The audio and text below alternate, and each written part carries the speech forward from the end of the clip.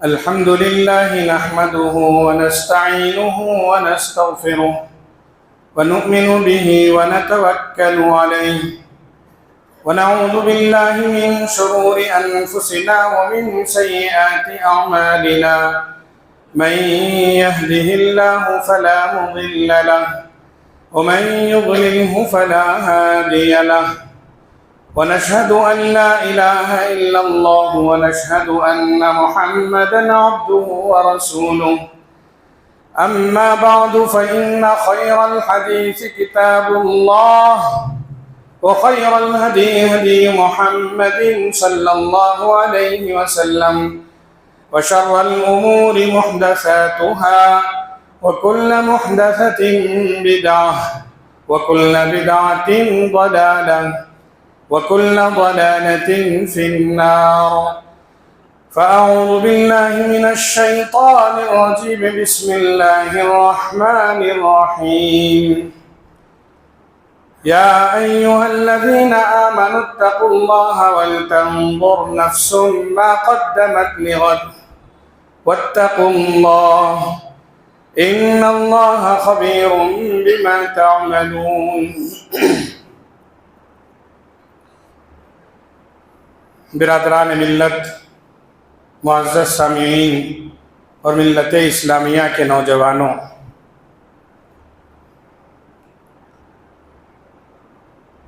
ہم سب اس حقیقت سے بہت اچھی طرح سے واقف ہیں کہ دنیا چند روزہ زندگی ہے، یہ دنیا عارضی ہے اور ایک محدود زندگی ہے۔ آخرت کی زندگی دائمی زندگی ہے اور لامحدود زندگی ہے۔ یہ دنیا دارالعمل ہے اور آخرت دارالجزا ہے۔ ہر انسان کے مقدر میں دو گھر ہیں، ایک دنیا کا گھر اور ایک آخرت کا گھر۔ ایک گھر عارضی ہے اور ایک گھر دائمی ہے۔ اس لیے ہم سب کو اس بات کی تاکید کی گئی کہ اس محدود اور عارضی دنیا میں لامحدود اور دائمی زندگی کے لیے اسی دنیا میں ہم سب مل کر تیاری کریں۔ انبیاء کرام رضوان اللہ علیہم اجمعین کی پوری زندگی آخرت کی فکر ہی میں لگی ہوئی تھی۔ ان کے زندگی کا کوئی لمحہ ایسا نہیں تھا جس میں انہوں نے آخرت کی فکر نہ کی ہو۔ قرآن کریم میں بار بار اللہ تعالیٰ نے انبیاء کرام رضوان اللہ علیہم اجمعین کے واقعات بیان فرمائے ہیں، اور جگہ جگہ ان واقعات کے ساتھ ان کا جو خصوصی مشغلہ تھا یا وہ آخرت کی جیسی فکر کرتے تھے، بار بار اس کی تاکید بھی فرمائی، اور اسی فکر کی وجہ سے ان کو وجہ فضیلت بھی عطا ہوئی۔ آپ سورہ صاد پڑھیے، سورہ صاد 23واں پارے میں ہے، اور اس صورت میں اللہ تعالیٰ نے حضرات انبیاء کرام کا ذکر فرمایا ہے۔ حضرت سلیمان علیہ السلام کا ذکر فرمایا ہے، ان کا واقعہ بیان فرمایا ہے۔ حضرت ایوب علیہ السلام کا ذکر ہے، حضرت داؤد علیہ السلام کا ذکر ہے۔ اسی قسم سے اور بہت سارے انبیاء کرام کا ذکر ہے۔ ان سب کے واقعات بیان کرنے کے بعد سورت کے آخر کے حصے میں اللہ تعالیٰ نے فرمایا کہ یہ جتنے انبیاء کرام ہیں یہ سب میرے مخلص بندے ہیں، اور ان کے مخلص ہونے کی جو وجہ بیان فرمائی وہ وجہ یہ ہے کہ یہ ہمیشہ آخرت کو یاد کرنے والے تھے، دنیا میں رہ کر آخرت کی فکر کرتے تھے۔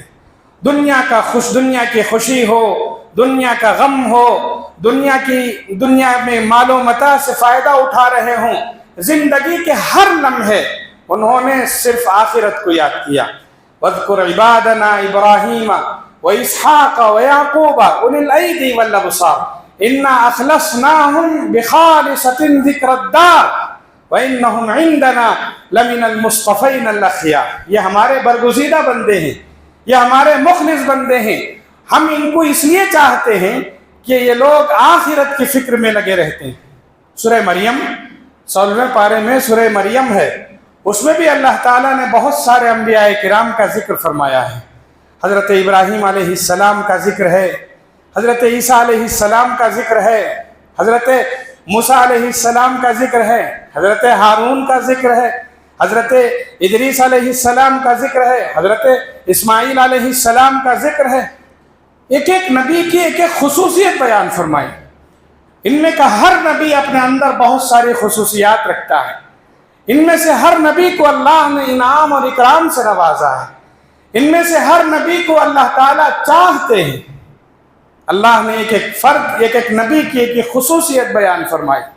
हज़रत ईसा के सिलसिले में फरमाया, इन्नी अब्दुल्लाह आतानी अल किताब। हज़रत ईसा खुद अपनी ज़बान ये फरमाते हैं, मैं अल्लाह का बंदा हूँ, आगे चलकर मैं अल्लाह का नबी बनूंगा।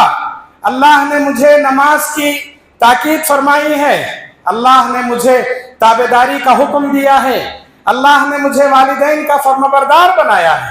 अल्लाहु अकबर। जिस दिन मैं पैदा हुआ, वसलामुन अलैहि वस्सलामु अलैहि यौम वुलिदतु व यौम अमूतु व यौम उबअसु हय्या। जिस दिन मैं पैदा हुआ, जिस दिन मैं इस दुनिया से रुखसत होऊंगा और जिस दिन मुझे दोबारा उठाया जाएगा, हर दिन सलामती वाला दिन है।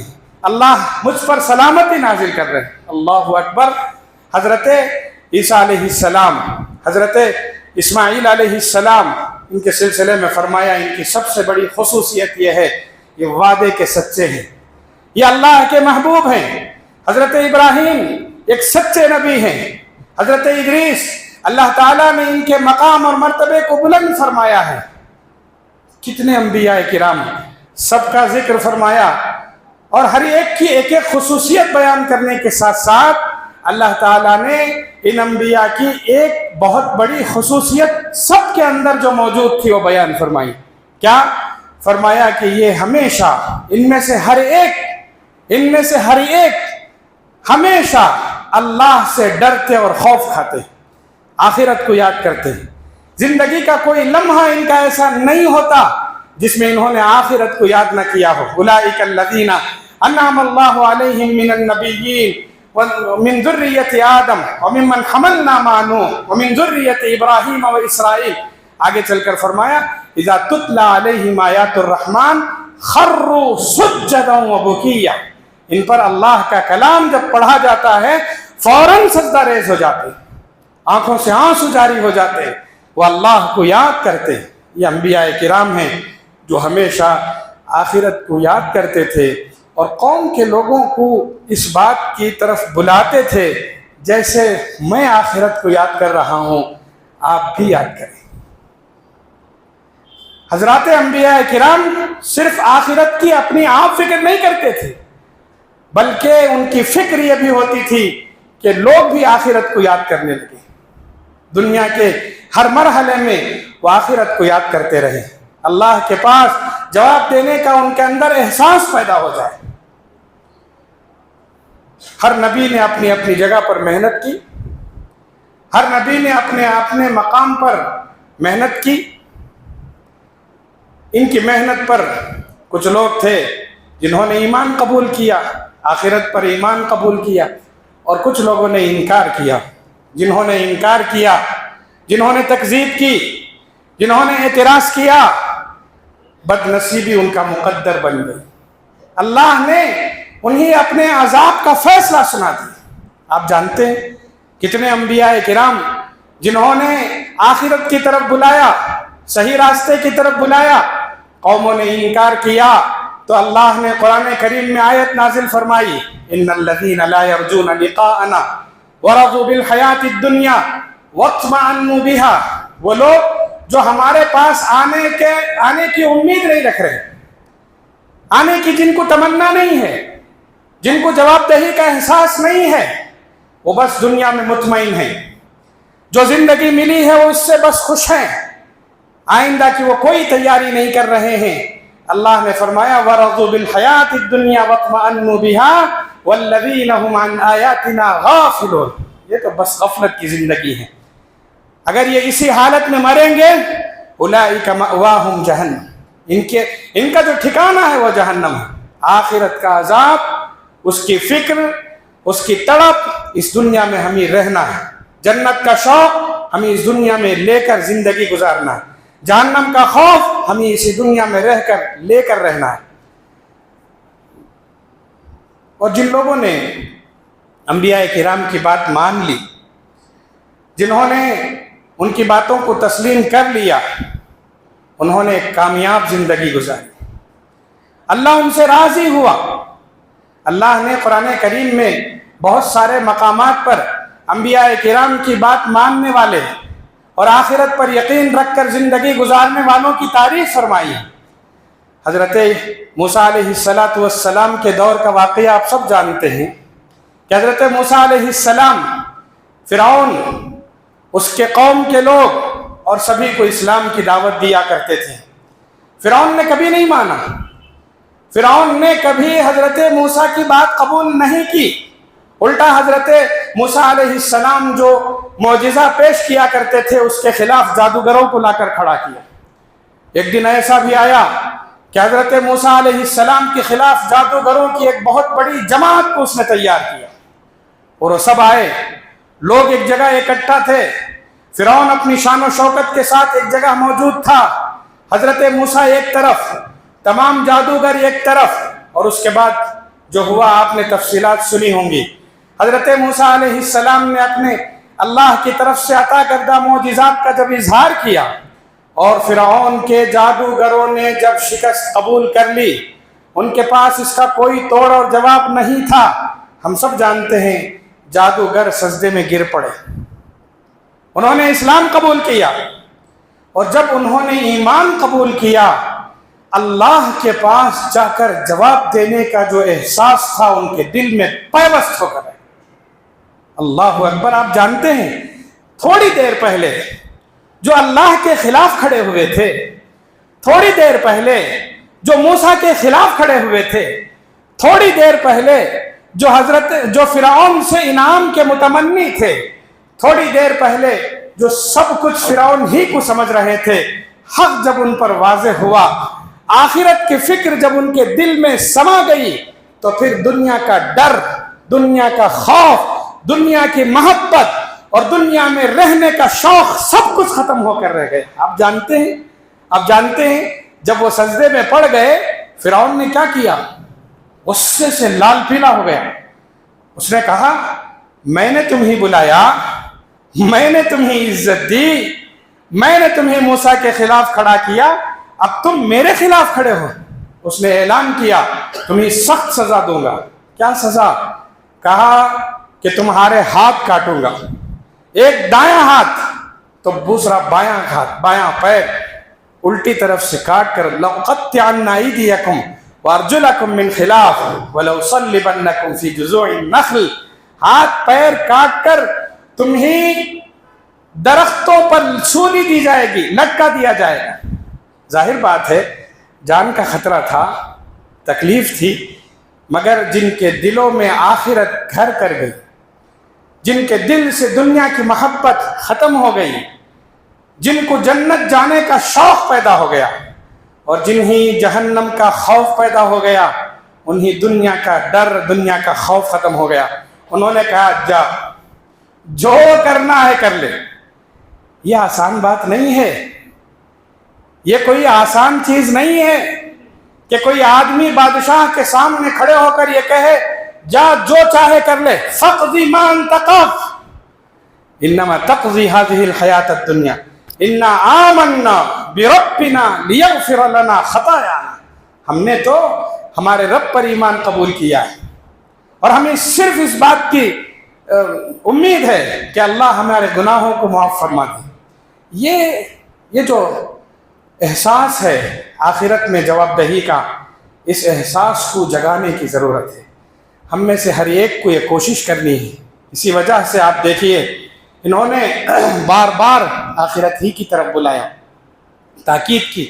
حضرت موسیٰ ہی کے دور میں علیہ السلام کے دور میں رجل مومن، قرآن نے اسے رجل مومن کہا، اس کے دل میں بھی جب ایمان پیوست ہو گیا، فکر آخرت گھر کر گئی، تو آپ دیکھیے سورہ مومن 24 پارے میں ہے، پڑھ کر دیکھیے، اپنی قوم کے لوگوں کو بار بار آخرت ہی کی طرف بلا رہے تھے۔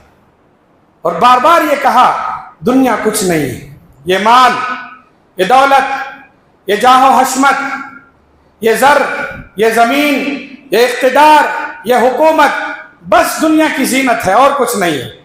جیسے دنیا فانی ہے ویسے ہی اس دنیا کی زینت بھی فانی ہے، یہاں کی ہر چیز فانی ہے، فنا ہونے والی ہے، اس لیے آخرت کی فکر کریں۔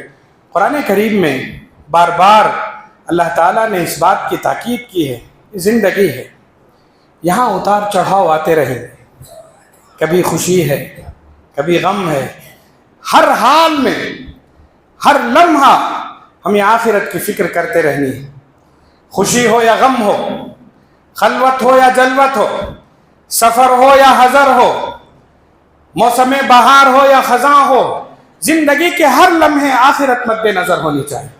ہم غم میں ہوں تو بھی ہمیں جواب دہی کا احساس ہو، خوش ہوں تو بھی ہمیں اندر جواب دہی کا احساس ہو۔ بسا اوقات انسان پریشان ہو تو پھر اس پریشانی میں پتہ نہیں کیا کیا بولنے لگتا ہے۔ انسان اگر خوش ہے تو خوشی میں مست ہو کر اللہ کو یاد ہی نہیں کرتا۔ کوئی موسم، کوئی لمحہ اور کوئی مرحلہ ایسا نہیں ہے جس میں ہمیں آخرت کو یاد نہیں کرنی ہے۔ زندگی ہے، ایک ساتھ نہیں رہے گی، اس میں اتار چڑھاؤ آتے رہیں گے۔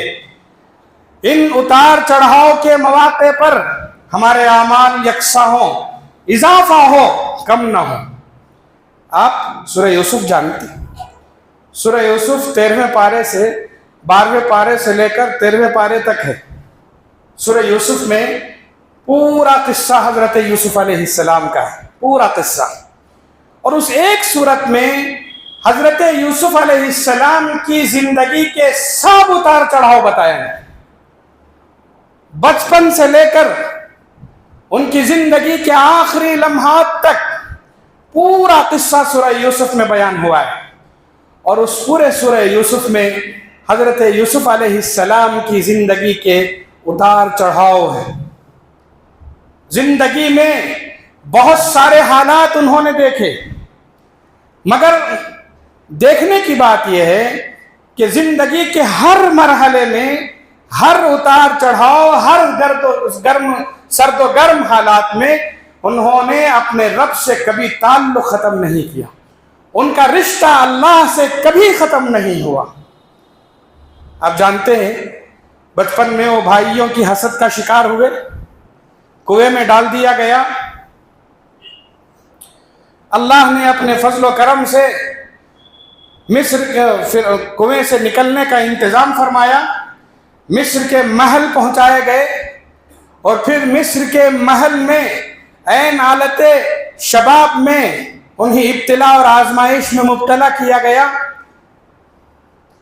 عزیز مصر کی توجہ کا مرکز بنے، ناکردہ جرم کی سزا میں انہیں قید و بند کی صعوبتیں برداشت کرنی پڑی، قید خانے میں ڈال دیا گیا، 10 سال سے زیادہ کا عرصہ قید خانے میں رہے، حالات بدلے، ملکی حالات نے کروٹ لی، پھر اس کے بعد حضرت یوسف علیہ السلام پر جو الزامات تھے وہ ختم ہوئے، ان کی پارسائی ظاہر ہوئی، لوگوں نے پھر ان کو عزت کا مقام عطا فرمایا، اور ایک دور وہ بھی آیا جب ان کے بچھڑے بھائی ملے، ان کے والدین سے ملاقات ہوئی، اور ایک دن وہ بھی آیا جب ان کے پاس تخت خلافت تھی۔ زندگی میں دیکھیے کتنے اتار چڑھاؤ۔ ایک زمانہ کنویں میں ڈال دیا گیا، پوچھنے والا کوئی نہیں تھا۔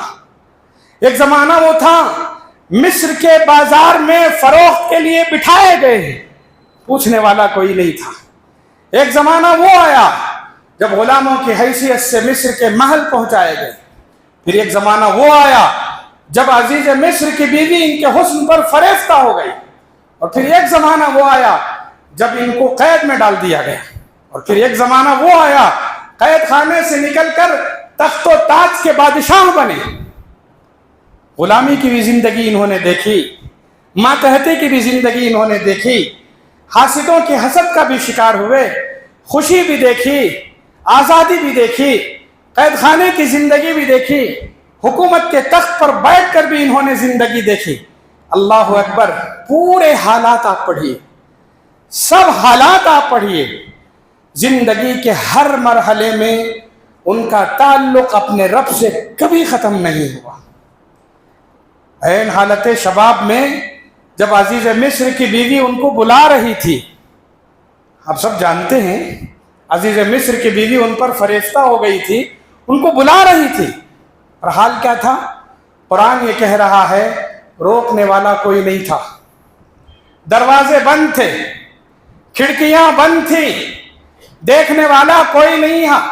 وراودته التي هو في بيتها عن نفسه وغلقت الابواب وقالت هيت لك۔ ایک خوبصورت عورت ایک نوجوان کو دعوت بدکاری دے رہی ہے، کسی کے بھی قدم کبھی بھی پھسل سکتے تھے۔ حضرت یوسف علیہ السلام کا تعلق اللہ سے مضبوط تھا، اللہ کے پاس جواب دینے کا احساس تھا۔ انہوں نے کیا کہا؟ معاذ اللہ، اللہ کی پناہ، میں ایسا نہیں کر سکتا۔ انہ ربی احسن مثوائی، کہنا آسان ہے میرے لیے، کہنا میرے لیے آسان ہے، سننا ہم سب کے لیے آسان ہے، مگر کرنا، عملاً کرنا مشکل ہے۔ سوچ کر دیکھیے، ایک عورت معمولی عورت نہیں ہے، وہ وقت کی ملکہ ہے، دولت اس کے پاس ہے، حسن اس کے پاس ہے، رعایا اس کے ماتحت ہیں، سب کچھ اس کے پاس ہے۔ ایسی عورت اپنے حسن و جمال کے ساتھ بلا رہی ہے اور اسے انکار کرنا کتنی بڑی بات، کیا تعلق، کتنا مضبوط تعلق ہونا چاہیے۔ آپ جانتے ہیں بات یہیں پر ختم نہیں ہوئی، جب عزیز مصر کی بات، بیوی کی بات حضرت یوسف نے نہیں مانی، کیا ہوا؟ کہا کہ ماننا پڑے گا، میری بات ماننی پڑے گی اور تمہیں میرے ساتھ برائی کرنا پڑے گا۔ کہا کہ نہیں، یہاں تک کہ دھمکی دی، اگر تم نے نہیں کیا میرے ساتھ، میری خواہشات کی، ناجائز خواہشات کی تکمیل نہیں کی، قید میں ڈال دوں گا، سڑنا پڑے گا وہیں، تمہیں پوچھنے والا کوئی نہیں ہوگا۔ اللہ اکبر، کیا جواب ملا پتہ ہے؟ جانتے ہیں حضرت یوسف نے کہا تمہارے ساتھ بدکاری کر کر اللہ کو ناراض کرنے سے بہتر ہے کہ میں قید خانے میں سڑ جاؤں۔ آسان ہے جواب، رب السجن احب الی مما یدعوننی الیہ والا تصرف عنی کیدہن اصب الیہن واکن من الجاہلین۔ ہوا یہ، قید خانے میں ڈال دیا گیا۔ 1 سال 2 سال نہیں، 10 سال انہوں نے قید میں گزاری، اور ان 10 سالوں میں کبھی اپنے آپ کو مظلوم سمجھ کر یہ کونا نہیں پکڑا، بلکہ وہاں رہنے والوں کے دلوں میں آخرت کی فکر پیدا کی۔ یا صاحبی السجن ارباب متفرقون خیر ام اللہ الواحد القہار، اس رب سے ڈرایا، اس رب کے عذاب سے ڈرایا، اس کے جنت میں جانے کا شوق انہوں نے پیدا کیا۔ اللہ اکبر۔ پھر ایک دور وہ آیا جب لوگوں کو پتہ چلا انہوں نے کچھ نہیں کیا، وہ تو عزیز مصر کی بیوی اس پر فریفتہ تھی، ناکردہ جرم کے گناہ کی پاداش میں ان کو قید و بند میں ڈالا گیا ہے۔ جب پتہ چلا بادشاہ نے عزت کے ساتھ بلایا، ان کو اپنے تخت میں جگہ دی، ان کی پذیرائی کی، لوگوں کی نگاہ میں ان کی عزت بڑھی۔ اب کیا ہونا تھا؟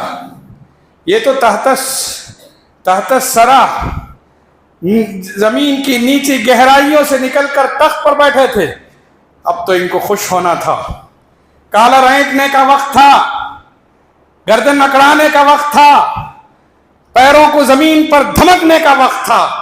کیا کیا انہوں نے؟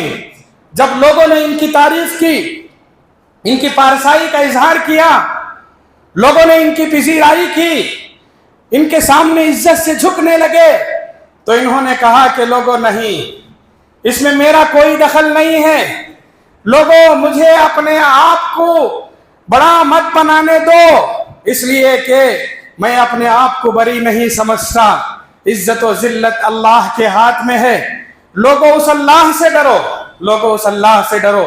وما ابرئ نفسی ان النفس لامارۃ بالسوء الا ما رحم ربی۔ اور سورہ یوسف کے آخر میں پہنچ کر دیکھیے، زندگی میں جس نے غلامی دیکھی، جس نے قید و بند کی صعوبتیں برداشت کی، جس نے بھائیوں کے حسد میں بہت ساری مشکلات کا سامنا کیا تھا، آج اس کے پاس سب کچھ تھا۔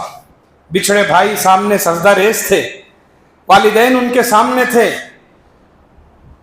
ساری نعمتیں ان کے پاس تھیں۔ اب کوئی بظاہر ایسی چیز نہیں تھی جو ان کے پاس نہ ہو، مطمئن ہونا تھا۔ مگر سبحان اللہ، قرآن یہ کہتا ہے تخت و تاج پر بیٹھ کر زندگی کے خوشیوں کا سامنا کرتے ہوئے دولت کے انبار پر، تب بھی وہ فکر مند تھے، تب بھی وہ فکر مند تھے۔ فکر مند کس کے؟ اللہ سے یہ کہہ رہے ہیں اللہ آج میرے پاس دولت ہے، اللہ میرے پاس آج حکومت ہے، زندگی کی ساری خواہشات اور زندگی کی ساری خوشیاں موجود ہیں، مگر اللہ میرے لیے اصل یہ چیز نہیں ہے، اصل میرے نظر میں تیری رضا ہے۔ اللہ مجھے توفیق عطا فرما کہ میں ایسا ہی نیک عمل کرتا رہوں یہاں تک کہ جب میری موت آئے تو راضی ہو جائے اور میں تجھ سے راضی ہوں۔ رب قد آتیتنی من الملک وعلمتنی من تأویل الاحادیث۔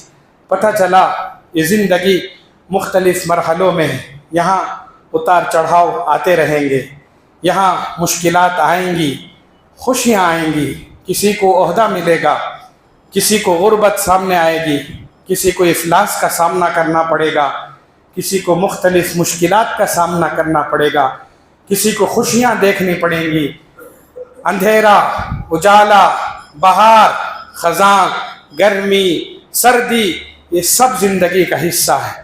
کامیاب انسان وہ ہے جو ہر موسم، ہر حال اور ہر مرحلے میں اللہ کو یاد کر کے زندگی گزارے۔ رسول اللہ صلی اللہ علیہ وسلم نے حضرات صحابہ کرام کی اسی انداز سے تربیت فرمائی تھی، اور حضرات صحابہ کرام ہمیشہ اللہ کی رضا کے لیے زندگی گزارتے تھے۔ ان کو عہدے ملے، ان کو خوشیاں ملی، انہوں نے غم بھی دیکھے، ان کو مناصب بھی ملے، سب کچھ، مگر ہر حال میں وہ اللہ ہی کو یاد کرنے والے تھے۔ دسترخوان پر بیٹھ کر نعمتوں سے لطف اندوز ہوتے وقت بھی انہوں نے اللہ کو یاد کیا۔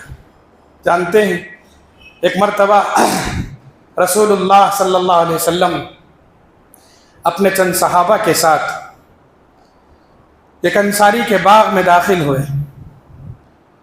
انصاری صحابی نے رسول اللہ صلی اللہ علیہ وسلم اور دیگر صحابہ کو دیکھ کر خوشی کا اظہار کیا، استقبال کے لیے آگے بڑھے، ان کے بیٹھنے کا انتظام فرمایا اور خوش ہو کر اپنے باغ کی کھجوریں ان کے سامنے پیش کی۔ کھجور لاجواب تھے، میٹھے، شیریں اور ذائقہ دار تھے۔ کھجور کو سب صحابہ نے استعمال کیا، ٹھنڈے پانی سے سیراب ہوئے، قلب و روح کیفے سرور اور آسودگی سے معمور ہو گئے، سب خوش تھے، صحابہ خوش تھے، اللہ کے رسول صلی اللہ علیہ وسلم بھی مسکرا رہے تھے، خوش تھے۔ اچانک صحابہ نے دیکھا کہ جو رسول ابھی خوش نظر آ رہے تھے، روئے مبارک پر گہری سنجیدگی کے آثار نظر آ رہے ہیں۔ اچانک آپ کا چہرہ متغیر ہو رہا ہے، اچانک آپ کسی سوچ میں گم ہو گئے ہیں۔ صحابہ بڑے متعجب ہوئے، آپ صلی اللہ علیہ وسلم کی طرف آپ کے ارشاد کا انتظار کرنے لگے۔ سبحان اللہ، آپ نے صحابہ کو دیکھ کر وہ جملہ ارشاد فرمایا، ایک ایسا جملہ ارشاد فرمایا جو پتھروں کے سینے سے پانی نکالنے کی طاقت رکھتا تھا۔ آپ نے ایک چھوٹا سا جملہ ارشاد فرمایا لوگوں، قیامت کا زلزلہ جب محسوس کیا جائے گا، جس دن قیامت کا زلزلہ محسوس کیا جائے گا، اس دن اپنے رب کے حضور آج کے ان کھجوروں کی نعمت کے بارے میں بھی تم سے پوچھا جائے گا۔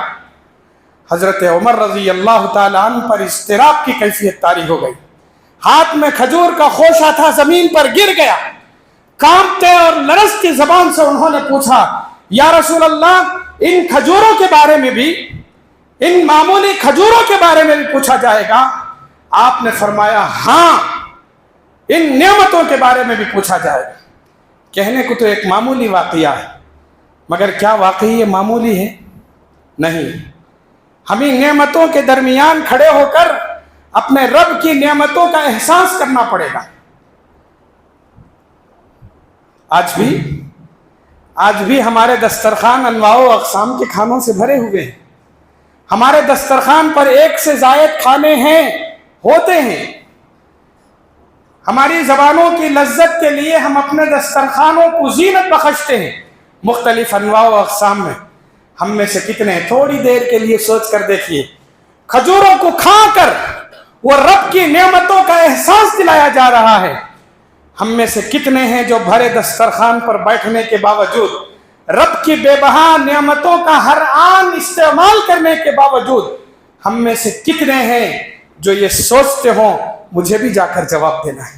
ہم نے سوچا کبھی ہمارے درمیان، ہمارے دسترخوانوں پر کتنے انواع و اقسام کے کھانے ہیں؟ کتنے کھانے ہم کھاتے ہیں اور کتنا ہم ضائع کرتے ہیں؟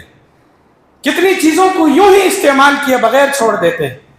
کیا رب ہم سے نہیں پوچھے گا؟ دسترخوان پر بیٹھ کر ہمیں اس رب کی نعمتوں کو یاد کرنا پڑے گا اور جواب دینے کا احساس پیدا کرنا پڑے گا۔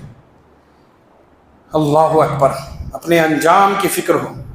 جانتے حضرت عمر بن عبدالعزیز رحمۃ اللہ علیہ امیر المؤمنین،